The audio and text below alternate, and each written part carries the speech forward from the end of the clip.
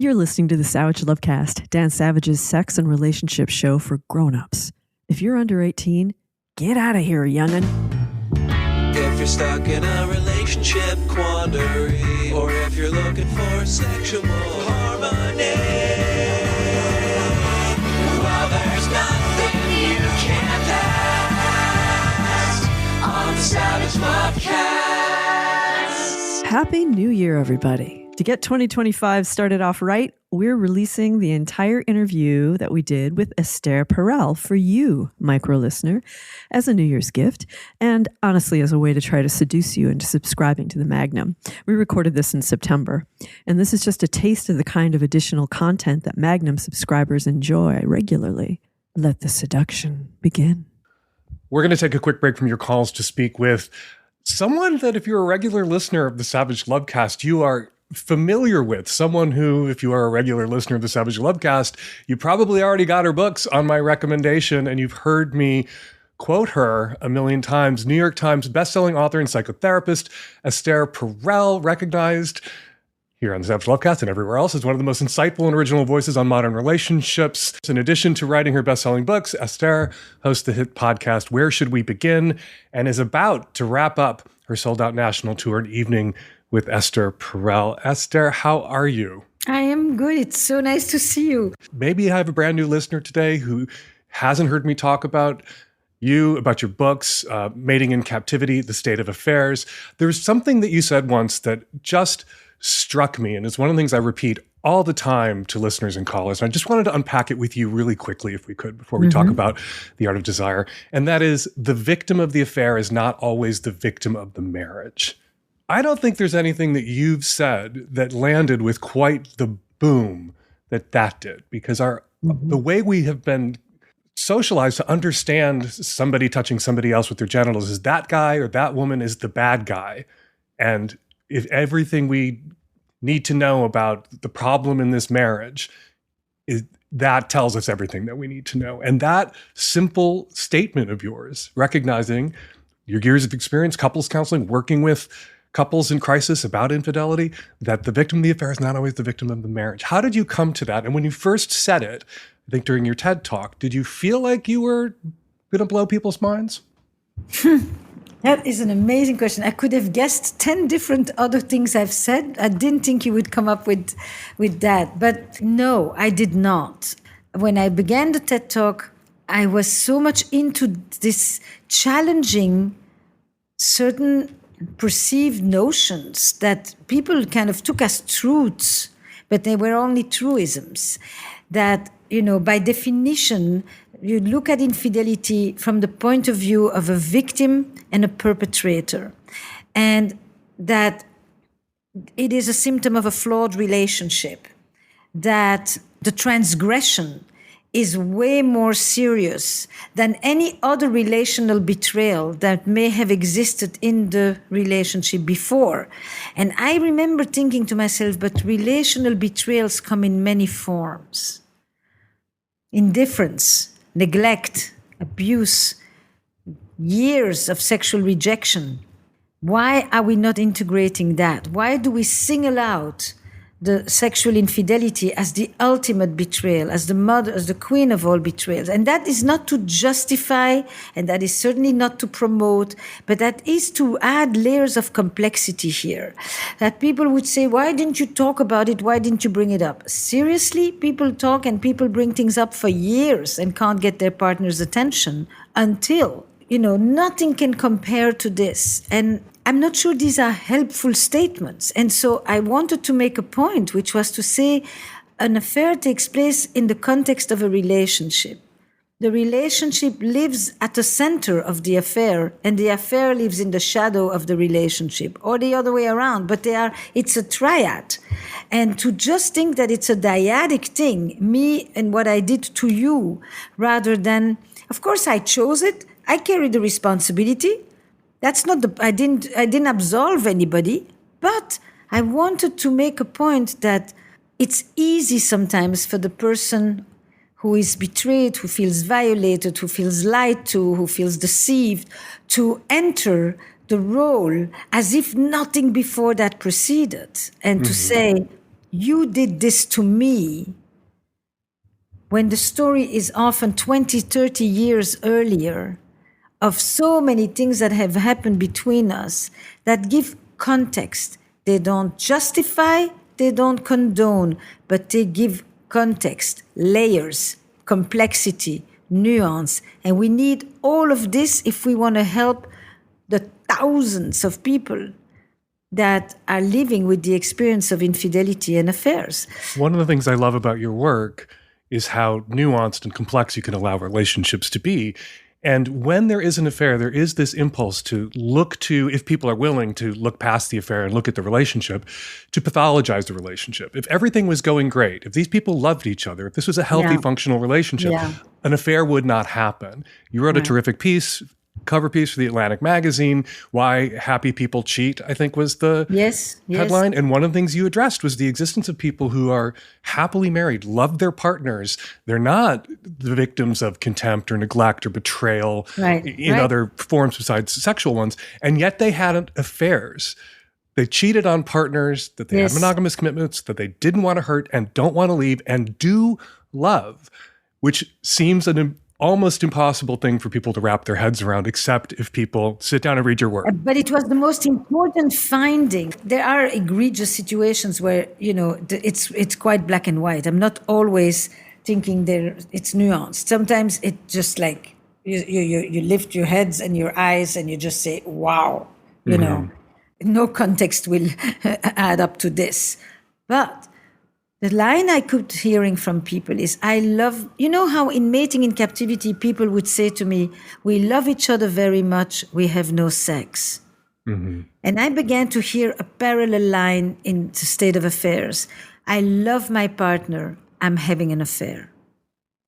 And I feel torn about it, and I don't know what to make of it, etc. But what they would say to me is, I feel alive. More than sex or anything, the experience globally, worldwide, the one word that kept repeating, I haven't felt so alive. The aliveness had to do with a lot of other dimensions of relationships.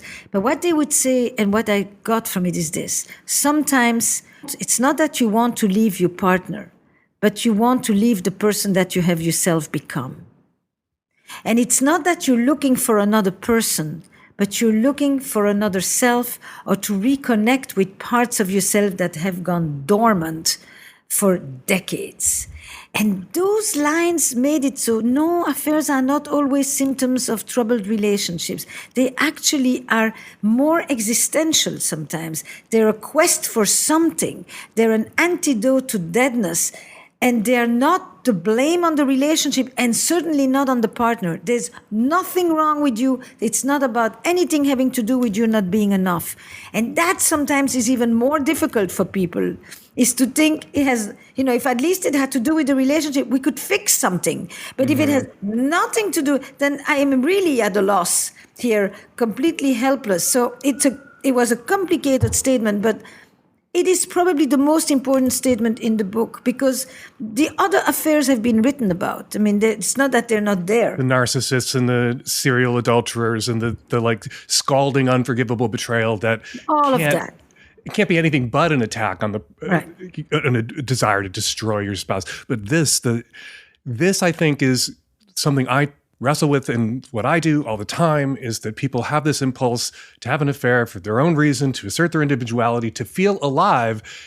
And the way we've structured marriage and relationships and commitment, those things are in conflict. Right. It becomes ultimately betrayal, selfish. But how do we build marriages so you can have commitment, intimacy, but also have those adventures that make you feel alive? And of course, people in open relationships that are functional, and some open relationships aren't, they seem to be straddling that divide, or have resolved that tension, that people who've made monogamous commitments and can't conceive of outside sex as anything but illicit or a betrayal can't quite do or get to. It's sometimes not even this. It's like when you hear the stories, and sometimes there has been sex once or twice in the course of 2 years because people are in different places. It's the plot.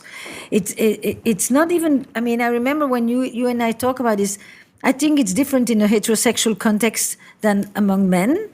But in many straight stories, the sex it's the sexual energy, it's the possibility, it's the erotic charge that comes from even discussing movies and music. It doesn't come from touching anything.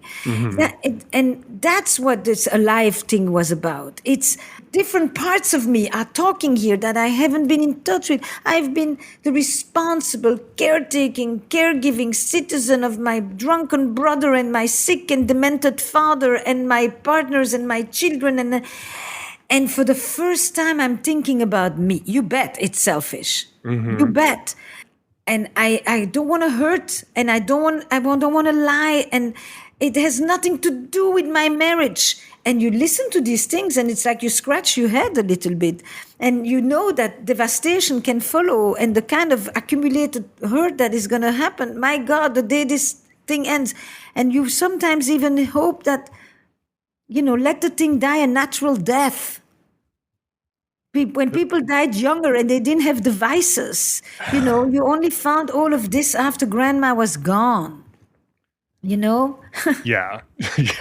Well, when I'm listening to you, I'm thinking about something else that you've written, which is to desire is to want. And in the context of a long-term committed sexually inclusive relationship, the paradox or the problem is, how do you want what you have? It's hard to want what you have. Yep. And I think there's this need in all of us to be wanted by someone who didn't promise to want us all their lives, to have our desirability, our independence, our individuality affirmed, even if there's no acting on it, which is why I recommend for people in monogamous relationships, good flirting, good jealousy, to see you describe it in Mating in Captivity, when you see your partner through the eyes of another who is desiring your partner, who may be hitting on your partner because they didn't look for the wedding ring or they don't care about the wedding ring, but your partner's going home with you, that can revive your ability to see to want your partner again, to want them back. And I do think that that's a powerful drive that we don't know what to do in committed monogamous sexually exclusive relationships. Like, how do you allow for your partner to want to be wanted by someone whose job it isn't to want them, and make space for that and trust that you're not going to get cheated on? I think there are two different questions here. If you want an insurance policy, I can't give you. There's no affair proofing your relationship, despite all the books you may have seen in the self-help sections. No, I don't. I think that ultimately what you hope is that when there is any temptation, I see your face approach from behind the screen and it kind of captures my eye in front of me, and I just say, I would love to, but no, it's not worth it. I won't do this to you. And suddenly you experience the conflict between your desires and your conscience, basically. But you acknowledge your desires. And if you have a relationship that can be open enough to make space for those desires, then you even have a partner to whom you can say that and you can talk about this. And that in itself brings air. Fire needs air. If you try to choke it down, you will get a flicker. You won't get a flame, And so when I wrote about the eyes of the other, it goes a step further, because if another can want your partner, then you never have your partner. This doubt that you actually have a challenge to want what you already have presumes that you have. And any affair tells you that you don't. This notion is a contrived illusion of safety. We don't have our partner. They are forever free agents. They can die, they can get sick, they can fall in love with someone else. As a result, invest the most and the best of you in your relationship so that you have more of them. But no, there is no guarantee. And that is an existential dread with which free love lives with. If you don't want that, go to traditional societies in which there is no choice. You have been married to someone, you are in it for life, and it's a different conception of marriage. But if we want a marriage or a committed relationship that is rooted in free choice, then we have to live with the anxiety that choice can be at times changed. The gift of embracing that anxiety and living with it and living with the existential howling void of it is it really does solve for something else that threatens relationships, which is being taken for granted. That's right. If you know your partner can leave at any time, could fuck anybody else at any time, then you know that you kind of, and I say this to people and sometimes it makes people mad at me. You have to earn your partner every day. That's right. I think there's something fundamentally transactional about all relationships, and you pay in an intimate, loving, committed relationship with time, attention, affection, prioritization, sex. You pay in, and to earn all of that back from that person, you can't take them for granted or take what they're bringing to you for granted either. And so if you just embrace it, like, yeah, they're free to go at any time, and so I don't want them to go, and so I'm going to show up for them. That's right. That's right. I say this so many times. If you want to curse, if you want to put them down, if you want to be dismissive, if you want to talk to them with your face glued to your screen, don't think that there won't be somebody else out there who says, no, you're not I can't understand how your partner treats you like this. I think you are a wonderful person. No, you're not at all a mess. I think you are so inspiring. No, I don't think you're a fuck up at all. I think you have really deep values. I think your band is going to get signed. We've been talking for such a long time. We haven't talked about what you're here to talk about today, which is your new online course, where I actually think we may have a point of difference or contention here that we could unpack a little bit. 2 courses. One that is bringing back desire for people who are really stuck in a sexual rut, in an impasse, can't talk about it, or have really poor conversations about it, experience a massive discrepancy of desire with the pursuer and a distancer, and they just don't know where to get the flicker back. The second part, playing with desire, and some people just go directly to playing with desire, is for people who feel like they've kept the flicker, but the flame is gone. And they would like to experience something more robust, more intense, more exciting. They feel like they're kind of slouched in complacency and laziness, and they don't know how to jolt themselves out of it. And to give a tool that is not just a book, but that is actually a 1-hour set of short videos with a great workbook. It's the workbook that never actually accompanied mating in some way. And that gives you practices, tools, ideas, conversations, interesting conversations, not conversations about the fact that we never have sex. And that's supposed to make us want to have sex by talking about how we never have sex. No, how do you actually have rich sexual conversations that make you kind of curious about each other to the point of even being turned on to each other, even if it starts from the mind and not from your genitals? But, it's that course for anybody, any age, any stage, any orientation, the whole thing, but who say, it's hard to sit on the couch at night for the umpteenth time where each of us is watching TV, scrolling on the phone at the same time, answering with that classic lag of, while somebody's trying to say something interesting, and suddenly say, I'd love to talk about sex. I'd love to talk about where we are at, or I'd love to discuss something that's been really a part of my fantasy life for so, how do you do that? So I have the card game that really promotes a lot of conversations between people and partners. But then I thought something more targeted that isn't therapy. That you do amongst you, that you can come back to that workbook for years, and you pick one question out of it or one thing that it says, I could use exploring that for myself, not just with my partner alone. I need to understand this thing about me. Then maybe I can go and have a chat with you. So when you do couples counseling, you're a psychotherapist, you work with couples, there have to be couples who come and sit down in front of you where you can tell instantly one of them doesn't really want to be there, but feels like they have to be there, that they have to go through the motions, that this is what is required of them, expected of them. It makes them a good person, that they're willing to show up and try to do the work, but they're not doing the work. Is that not also a version of that couple is going to come to this course where one person is done with sex, doesn't want to have sex, or doesn't want to fuck the person that they married anymore after 20 years?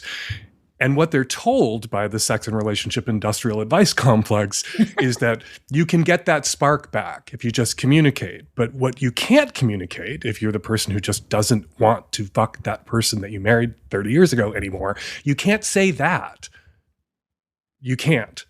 But and so you'll go through the motions of pretending. You're saying it daily through your behavior. You don't have to put words to it. No, yes, you're saying it through your behavior and saying, I don't know why this is a problem, like the spark's gone out, but then there's not going to be, in some cases, on the part of both parties, a good faith effort to do this work. There's going to be the going through the motions on one person's part because we've been together 25 years.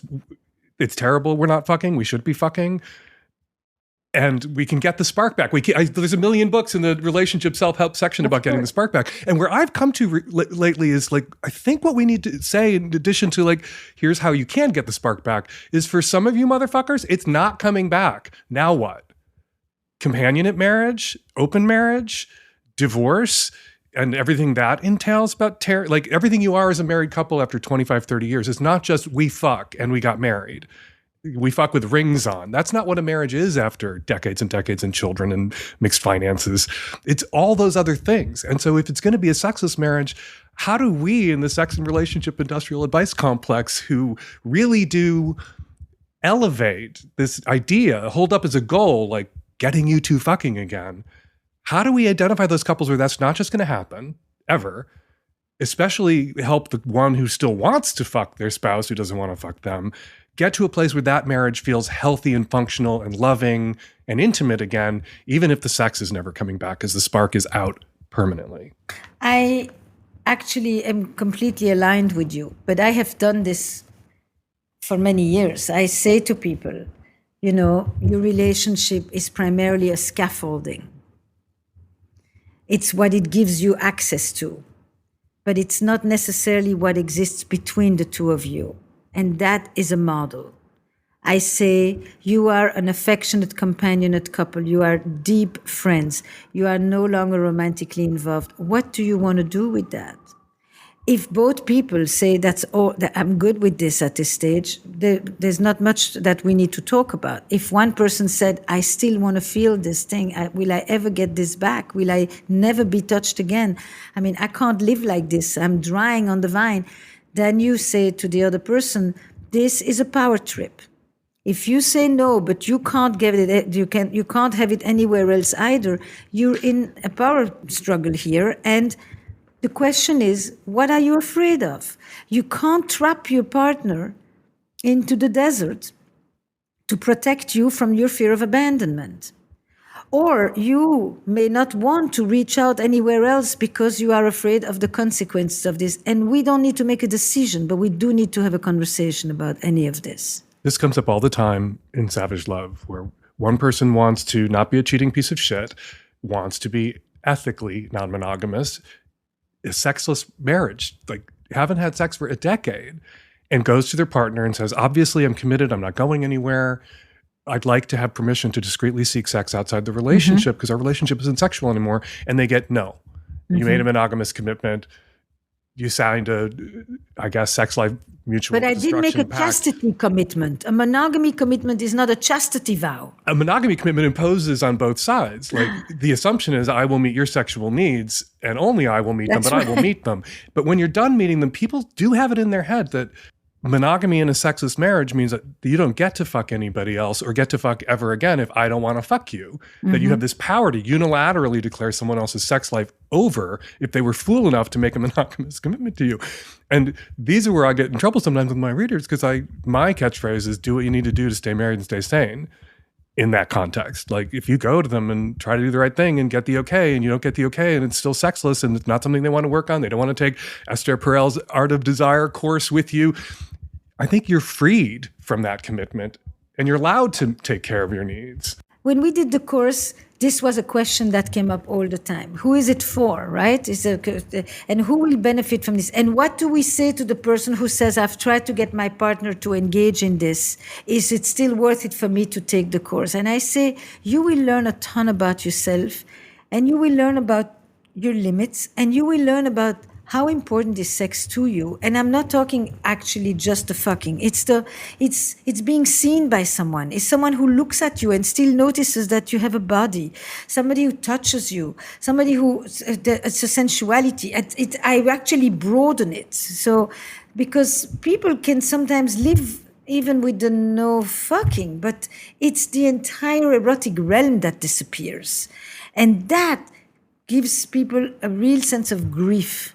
What you're dealing with is not horniness. You're dealing with loss. You're dealing with grief. You're dealing with, I am a cherished spouse or partner, but I am a famished lover. And Oh, And that's the experience. It's like it is an experience of deadness. They can feel really loved, and that's why it's so tormenting, because they do feel deeply loved. They feel cared for. They know that there's no one who would be there for them the way that their partner will show up. But there is something about that sensuous touch, gaze, smile, lick, flicker, that. can you get that from someone you've been married to for 30 years? Yes, you can. But of course, you can. But when you don't have it, when you have a person who says next to you, if I never had sex for the rest of my life, I wouldn't miss it. I don't want anything to do with this. My shop is closed, or Grindr is a lot more exciting. Or when I am stressed, the first thing that goes is sex. And the other one says, when I am stressed, the place where I get, relaxation and release is in sex. I mean, when you have very different meanings of what sex does for you in your life, I think that sometimes it's beyond repair. And I think that sometimes it's about telling this person, you have a choice to make. But just because it's beyond repair doesn't mean the marriage is over necessarily. No. Like, it's about adjusting expectations, Yes. about contingencies, renegotiating the terms of the marriage. No. The marriage is not over at all, but the person has a choice to make. I've talked to people who suffered from the kind of intimacy starvation that can come with the sex ending, where they're not touched, they're not held, and they're skin starved for touch and intimacy, who then made an arrangement to like open the relationship, to seek sex outside the relationship, and their partner was getting sex outside the relationship. And then they felt comfortable being physically intimate again, because there wasn't this understanding that the initiation of any physical intimacy would result in one person feeling pressured to have sex they didn't want to have. That because that sexual need was now the lawn was being mowed by somebody else. You got a gardener to do the work you didn't want to do. And people were able then, I've heard from people, were able then to reconnect in a loving, intimate, comforting way that wasn't sexual, but was erotic and met needs for touch that weren't ruined. The touch wasn't ruined by like one person wanting more and one person feeling like they're going to be a disappointment or they're going to have to shut it down. And I mean, sometimes I just think everybody should be non-monogamous after a while, but I don't think that the monogamy issue is only the central thing. I think that there are other things that for me shift the mindset. So, for example, it's very important for me to explain to people the difference between sex and eroticism. Mm-hmm. I mean, everyone understands the difference between a relationship that isn't dead and a relationship that is alive. And I talk about eroticism as a quality of aliveness, vibrancy, vitality, an engagement with curiosity, playfulness, imagination, not just a repertoire of sexual techniques and urges and toys. And you can do a lot of sex and feel very little. And you can do very little. And through your imagination, experience a level of arousal and excitement that is unmatched. But it's so important to have that feeling of possibility. That's right. And to have that in the context of a long-term relationship. I think it's deadly when people look at their spouses and think, there's the reason I can't, whatever it is. Like, I can't go to the bachelor party. I can't, he met my personal trainer at the gym and thought it was too hot and was threatened by that. Now I can't go to that personal trainer. Like the ways people like box each other in rather than freeing each other. And it's so much better if people in a long-term relationship can look at their partner, even if it's monogamous, sexually exclusive, and think, they're why I can. That being with this or person for you, frees me. Or for you, I will. The wording that you just had, which I think is so important, is that we don't really feel more secure because we establish a surveillance system. Intimacy is not a surveillance system. And when people feel free, they come back. Because they wonder, who else is going to give me that kind of freedom? Who else is going to acknowledge me, see me, know me, want for me in that kind of a way? And I'm not talking about the freedom just to have sex elsewhere. It's a lot of things that people restrict. I think that the other thing that is so central to me is to separate for people and let them know that sex isn't just something you do. It's not an act only. It's a place you go. It's a journey you take inside yourself with others. And that your deepest emotional needs are expressed in the language and the experience of sex. It's not just sexual needs. And that once you bring those two together, you stop separating sex from intimacy. We're never going to get to the calls because now I want to ask you about that. Relationships as police states. I'm constantly battling against the emergence of new She won't let me. Micro infidelities every day. Yeah. But and sometimes relationships are police states in advance of anybody cheating or anything happening that shouldn't have happened.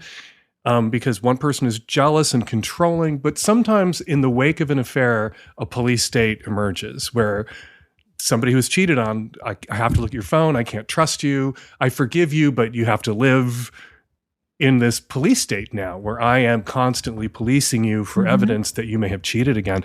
And that relationship will not survive. Like you almost have to, having been cheated on and forgiven, suspend your disbelief or reconcile yourself to the fact that cheating is a thing that sometimes happens in the context of a committed relationship. And it could happen to me again, but I'm not going to live with the fear of it every moment and police my partner, because that's just going to become what the relationship is.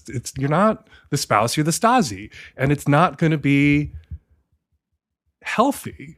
Even if you could maybe control for preventing an affair a decade later by creating a surveillance state, like you said. I think that what people feel when they've been betrayed, deceived, lied to is such a devaluation that I could be treated in such a way that for me, the importance of the repair lies in your reclaiming the value of your partner. You're not cheating.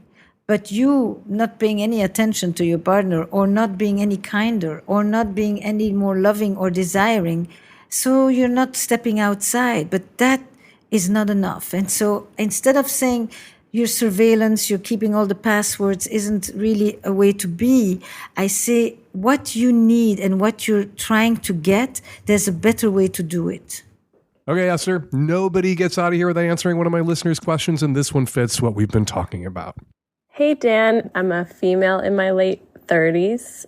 My husband and I have a wonderful relationship. We have so much fun together. We support each other's careers. We have great sex. And we always said that if we felt trapped or bored sexually, that we could come to each other and consider opening up the relationship or do other things to spice it up. But obviously that's easier said than done. I just had our second baby. He travels for work a lot. And long story short, he cheated on me and I found out. He said he was having urges to hook up with someone he works with here and there. But he didn't feel like he could come to me about it now because it would be pretty unfair and kind of cruel to ask to open up our relationship while I have a 6-month-old baby on my boob and I'm been sick and exhausted.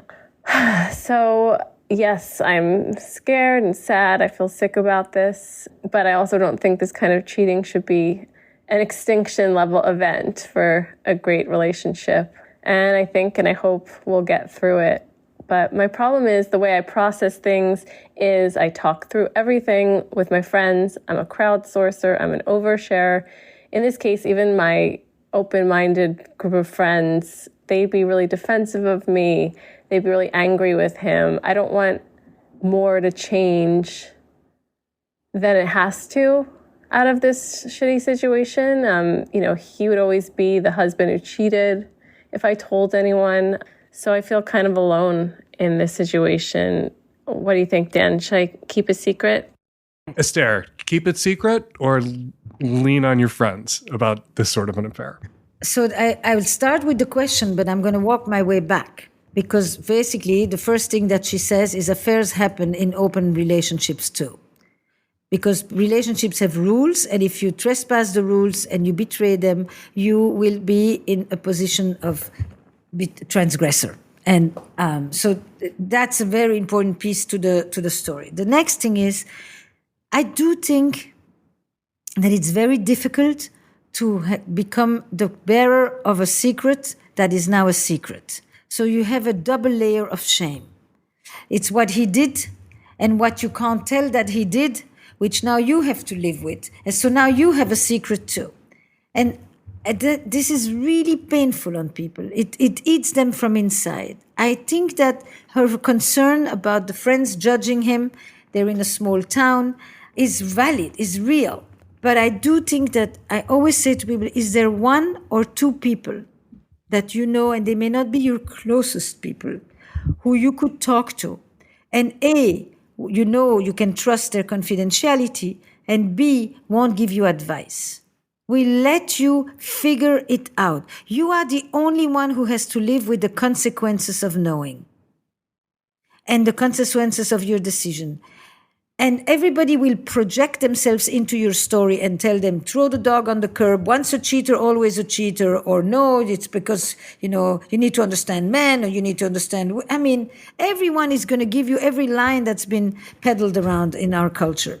You want someone who can give you the space to figure it out, to be loving and to be angry. Because if they start to be angry and hate him, you're going to protect him and you're going to defend him when you've just been hurt by this guy. And so you need to be able to be in touch with your anger and your resentment and your hopelessness and your love and all the cornucopia of contradictory emotions that are filling you up at the same time. Love me, I hate, love you, I hate you, touch me, don't touch me, stay with me, get the fuck out of here. All of it, And it's that mess that you need to be able to go through. Find one person if you can, or only two, or even two, so that you can take the cork of the bottle and it doesn't fester inside like that. And you feel like in every situation you're in a status of lying and nobody knows what you're going through. And you just feel more and more dissociated through the veil and the shroud of secrecy. It's that I'm addressing with her. It's not about, do I tell them, who do you tell, when and what? Pick them carefully. I want her to tell everybody, but for selfish motive reasons. Not for me personally. I have no iron in this fire or dick in this relationship. But because when an affair ends a marriage, everybody hears about that affair because it goes public. Most often when a couple works through an affair, nobody ever hears about it. So we have examples in our life of many, many couples, loving relationships that we assume to have been successfully monogamous, to have never faced the betrayal, the scarring of infidelity. And it warps it skews our perspective on what must end a relationship or destroy a relationship. So part of me wants to say, no, I completely agree with what you said, Esther. Like, find those couple of people who will listen and not talk to everybody if you want to keep this private, but you have to open up. But part of me is like, I wish everybody heard about the affairs that relationships survived too, because then people would see that affairs are something relationships can survive and routinely do. Great. And I would welcome that if we were in a situation where people actually see the hard work of staying, repairing, rebuilding, reconnecting as something that is worthwhile to aspire to. But these days, it's the Clinton situation. You should, if you once were ashamed to divorce, today you need to be ashamed because you're staying after your partner cheated on you. Because if you have confidence and self-esteem and the ability to take care of yourself, you should be out of there. And that is a tremendous pressure on women, that forgiving is weakness, or that still loving is weakness. And when I say on women, I will say that in some parts of the world, just go down to the next neighbor country, Mexico, and the whole continent following, it's worse for men. Because the man who forgives, or the man who still loves her, the man who says, I stay with her because we have a whole world and whatever, is really a wuss who couldn't keep his wife in check. And I mean, you put that plot in a more machistic context and it's even worse. So I wish people would see that In long-term relationships, there are going to be betrayals, and sometimes this is one of them. And this secret will turn into a memory. And for many couples, it's actually offered them an amazing reset. I mean, I actually always said there's 3 outcomes. There's the ones who stay together, but they're festering into a marital cell. There's the one who stay together and who've put the whole thing out and they never talk about it and they see it as a complete state of insanity that they went through and, And then there's the ones who say it was the worst thing that happened to us and it completely changed our relationship. For the good. For the good. Esther, thank you so much for demeaning yourself by coming on my dumb podcast. I really appreciate it. Oh, come on. It's a pleasure to be here. Check out all Esther Perel has to offer, including her courses on desire, her fabulous podcast, and her books at estherperel.com. Dan and I hope you liked that.